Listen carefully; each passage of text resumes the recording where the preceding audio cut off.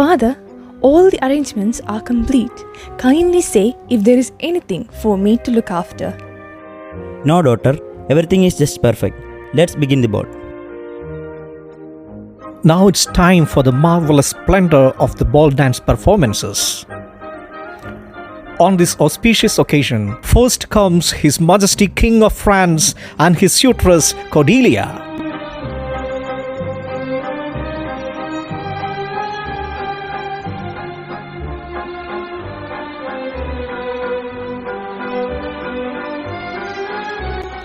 Next comes His Majesty Hamlet, Prince of Denmark, and his beloved Ophelia.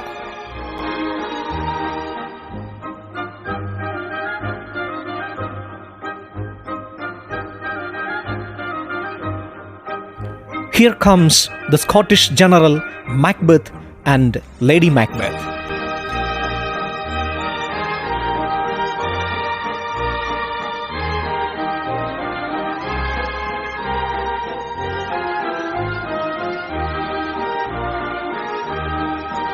Lastly, we have the Turkish Moor Othello and his wife Desdemona.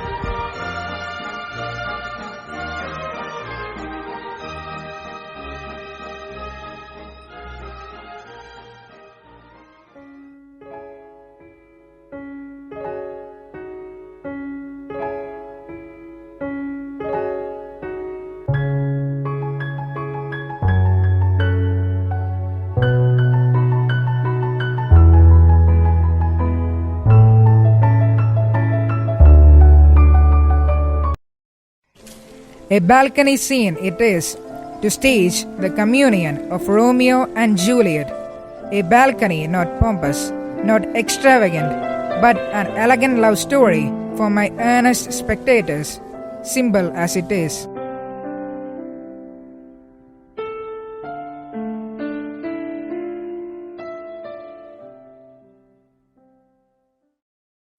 But soft, what light through yonder window breaks? It is the east, and Juliet is the sun. Oh, Romeo, Romeo. Where are you, Romeo? Deny your father and refuse your name. Or if you will not, be but sworn my love. And I'll no longer be a Capulet. Shall I hear more, or shall I speak at this? It's but your name that is my enemy. You are yourself, though not a Montague. What's Montague? It's no hand, no foot, no arm, no face, nor any other part belonging to a man. Oh, be some other name. I take you at your word. Call me, but love, I will be new baptized. Henceforth, I never will be Romeo. What man are you that hiding in night and overhearing my private thoughts? By a name, I know not how to tell you who I am. My name, dear saint, is hateful to myself, because it's an enemy to you. How did you come here, and why? The orchard walls is so high and hard to climb. And if you found by anyone of my family, you would be killed. Dear lady, I swear by the moon. Please do not swear by the moon, the inconstant moon. The masterly character creations appear once again to relive their destinies, or to once again establish that they are nothing but the Creator's amusements without a say for them. Here is the time when all his well-chiseled tragic caricatures are to appear and to meet their master creator, Shakespeare. Some nights to remember life by. Yesterday was one such. Aren't we the luckiest to have united in love and passion? Mixed emotions forbid my future visions. Are we going to sustain the tests of time, or are we mere figments of imagination in our Creator's mind? What for these stressful thoughts to burn your gentle soul? We are time's marvels now. But if these are not meant to last, and if we are not bound together for more than 3 days, doomed to meet with a tragic end at our Creator's fancy, then why all these mummery shows? Are we created to die in the arms of lovely, merciless memories? too had tragic ends. King Lear's pride is damaged when his dearest daughter, Cordelia, refuses to compliment him. Like her sisters, this causes his inner conflict to manifest itself in anger towards Cordelia. Now our joy, although our last and least, to whose young love the vines of France and milk of Burgundy strive to be interest.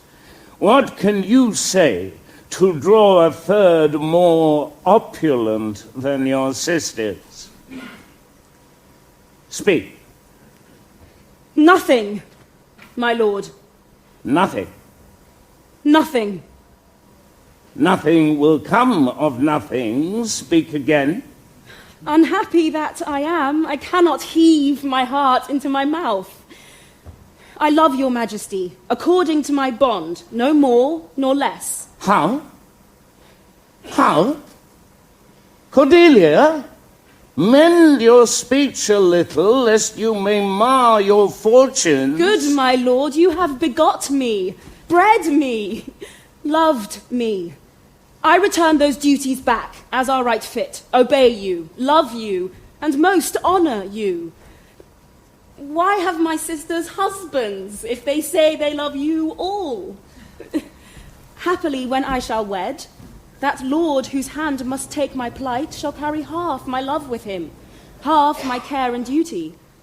Sure, I shall never marry like my sisters to love my father all. But goes thy heart with this? Aye, my good lord. So young and so untender. So young, my lord, and true. Cordelia, you yourself is a dowry for me. Come with me. I shall take you to France and into my life.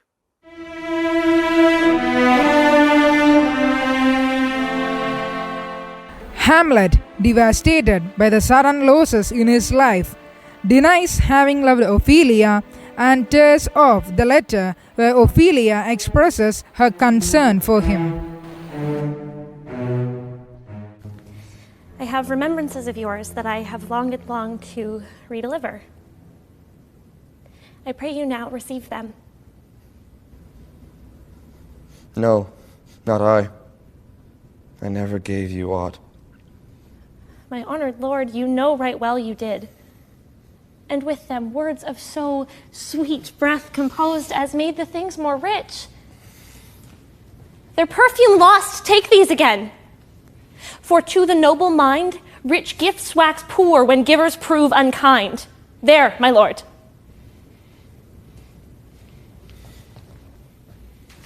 Ha ha!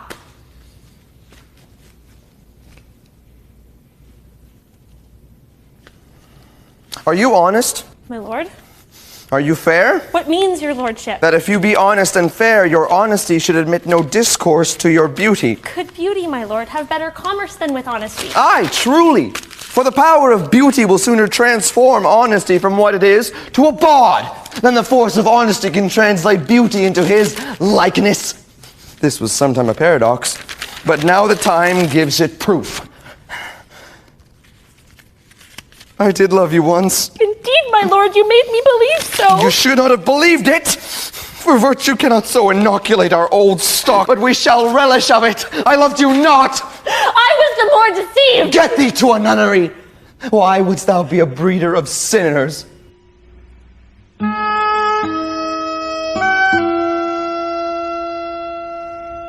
Lady Macbeth's sleepwalking symbolizes the distress and psychological pain she is in. Since she demands Macbeth to kill innocent people, she becomes restless from guilt.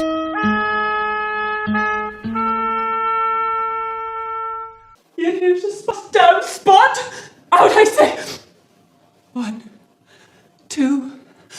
Why, then 'tis time to do it. Hell is murky. Fie, my lord, fie. A soldier and afeard. What need we fear? Who knows it when none can call our power to account?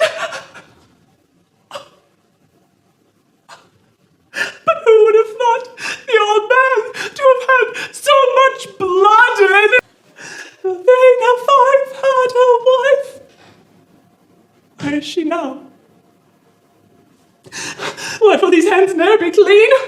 No more of them, my lord, no more of that! You more all with this starting! Yet here's the smell of blood still. All the perfumes of Arabia will not sweeten this little hand.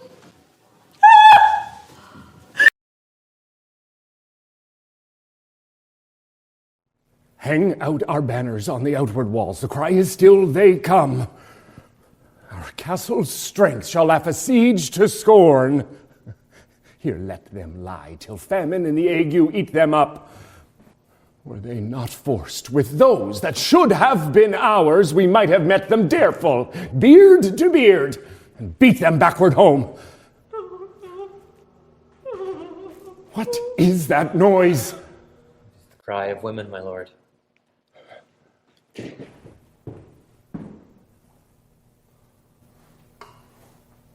I have almost forgot the taste of fears. The time has been my senses would have cooled to hear a night shriek, and my fell of hair would at a dismal treatise rouse and stir as life were in't. I have supped full with horrors, direness, familiar to my slaughterous thoughts, cannot once start me.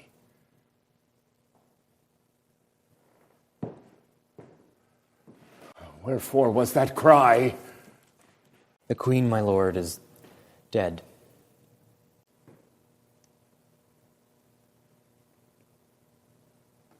She should have died hereafter. There would have been a time for such a word. Tomorrow, and tomorrow, and tomorrow creeps in this petty pace from day to day to the last syllable of recorded time. And all our yesterdays have lighted fools the way to dusty death. Out, brief candle. Life's but a walking shadow. A poor player that struts and frets his hour upon the stage, and then is heard no more.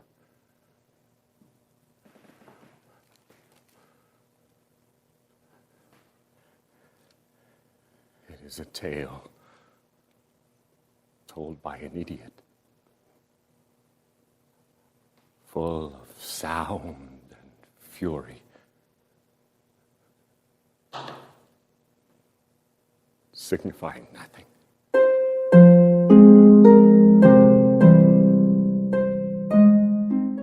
This scene can move anybody to tears.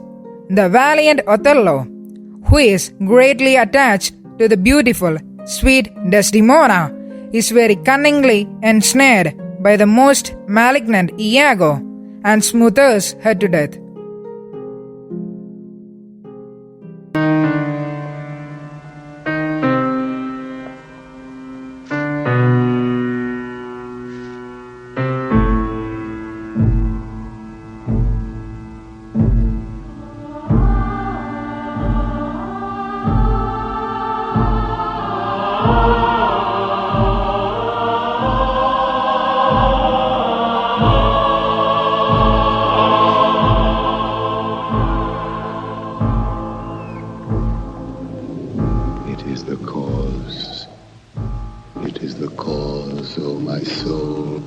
Let me not name it to you, you chaste stars.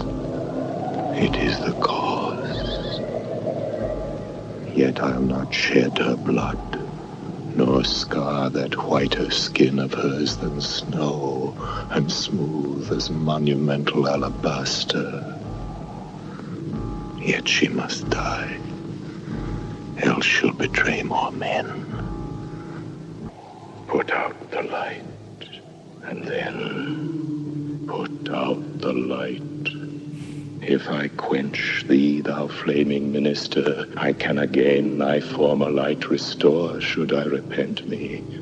But once put out thy light, thou cunningst pattern of excelling nature, I know not where is that Promethean heat that can thy former light relume.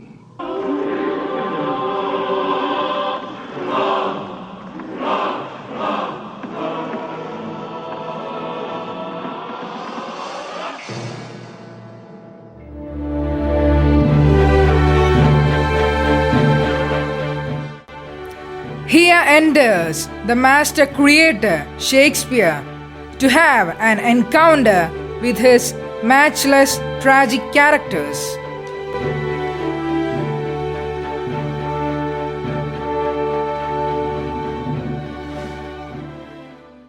Good evening, dear children.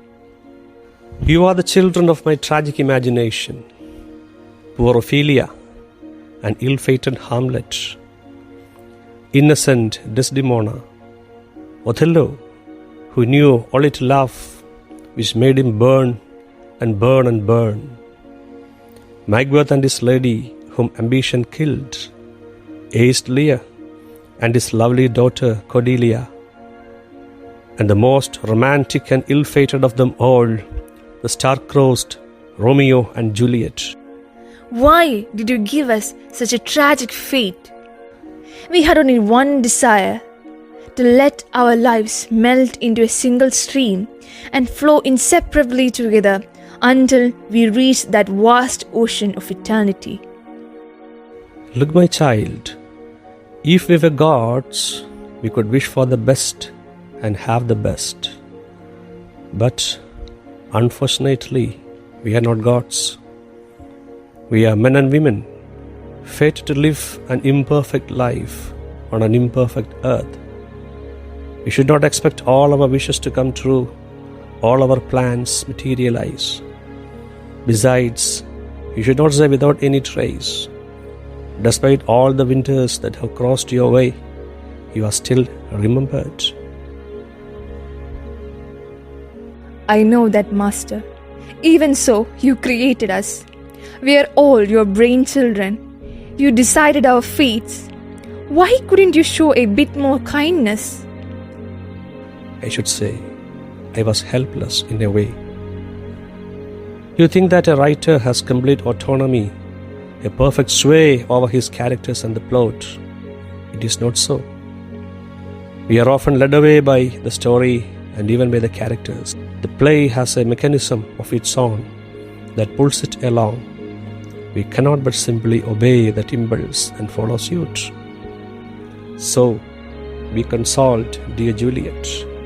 Learn that even I was a helpless onlooker when life slipped out of your hands and broke on the marble floor of the Capulet homestead like a glass of wine.